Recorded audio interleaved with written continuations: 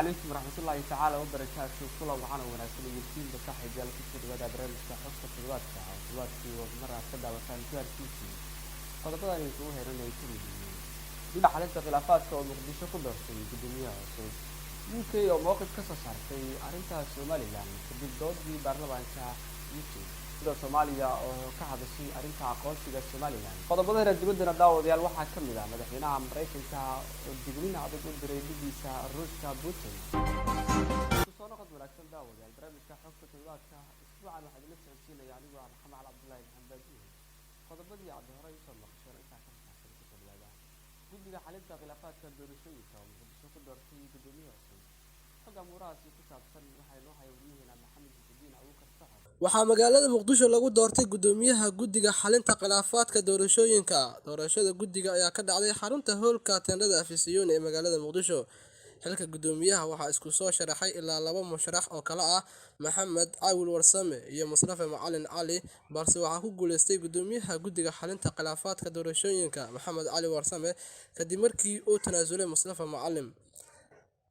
Gudoomiyaha cusub ayaa waxa uu ka mid ahaa 7 xubnood ee uu ra'iisul wasaaraha xukuumadda federaalka Soomaaliya Maxamed Xuseen Roble ku soo daray guddiga kadib markii laga saaray 7 xubnood oo ka mid ahaa gudoomiyaha guddiga xalinta khilaafaadka ayaa kaalin ku lahaa habsami socodka doorashada iyadoo oo la filayo in doorashada baarlamaanka 21 Soomaaliya lagu soo gabagabeeyo 40 cusub gudahood. Maxamed Muxudiin Abuukar Maxamed Taxab Johor TV Muqdisho. oo mowqif ka soo saartay arrinta aqoonsiga Soomaaliland kadib doodii baarlamaanka UK intaasi waxaa inoo haysaa wariyaheena Sacdiya Cabdullaahi Sacdiisha.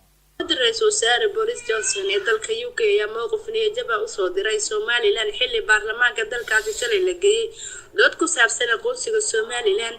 Wasiirka Britain ee arrimaha Afrika ayaa ku dhawaaqday in aqoonsiga hesha Soomaaliland uu yahay mid ku xiran dowladda federaalka Soomaaliya oo ay tahay inay Soomaaliland ka wada hadlaan dooda ka socota aqalka wakiilada. Waxay noose ka xariiqday mowqifka joogtada ah ee UK ku wajahan maqaamka Soomaaliland waa arrin u taala Soomaaliland iyo dowladda federaalka Soomaaliya inay go'aan ka gaaraan mustaqbalkooda ayay ku tiray qoraal ay ku soo qortay barteeda Twitterka.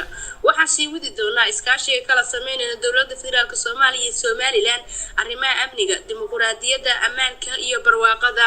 Soomaaliya oo ka hadashay arrinta aqoonsiga Soomaaliland Axmed Sumcade ayaa warkeena inoo faahfaahinaya. wasiirka qorsheynta xukuumadda federaalka Soomaaliya Mudane Jamaal Maxamed Xasan ayaa si adag ugu jawaabay xildhibaan Gavin Williamson oo ahaa xildhibaankii baarlamaanka UK horgeeyay mooshinka looga dooday aqoonsiga Soomaaliland. Tani waxay dhab ahaantii muujinaysaa jaahilnimada ku aadan xaaladda gudaha ka jirta. qof si sharaf dhac leh looga ceeriyay shaqadii uu dowladdiisa u hayay kadib markii uu dusiyay sir la xiriira amniga qarankiisa, ma aha inuu farageliyo arrimaha gudaha ee dal madax bannaan, ayuu ku yiri qoraalkiisa wasiir Jamaal. xildhibaan Gavin Williamson oo dooda u soo bandhigay xubnaha aqalka baarlamaanka ayaa sheegay in la joogo xilligii ay UK aqoonsaneyd Soomaaliland, isagoo hadal ka soo yeeray wasiirka arrimaha Afrika ee UK Fikiford ku tilmaamay in faham la'aan ay ka haysato xaqiiqda jirta.